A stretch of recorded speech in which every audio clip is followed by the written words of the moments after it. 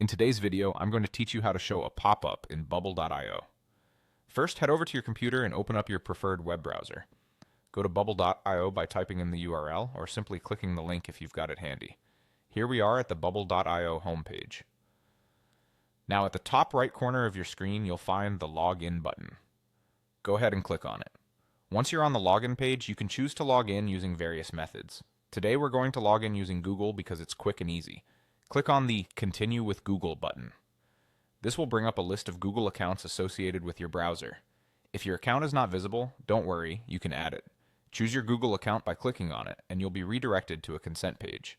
On this page, simply click on the Continue button to authorize your Bubble.io login. With the account hassle out of the way, we should now be in the Bubble dashboard. Your next task is to navigate over to your project. Find your project in your account and click on it to open up the project interface. Once inside your chosen project, look for the Web App option. Clicking on this will take you to the design area where you'll be doing most of your work. Before we go any further, spot the section labeled Pop-up. Click on this section. Now on the design canvas, select the area where you want your pop-up to appear by clicking on it. Imagine what experience you want your users to have and pick the best place for this pop-up. Once you've got it visualized, turn your attention to the Click Me button that is available. Click on this button to select it. This button will eventually trigger the pop-up. Here's the fun part. You'll now start editing the workflow. Look for the Start Edit Workflow section and click on it. In the workflow editor, it's time to add an action. Click on the plus sign, Add Action.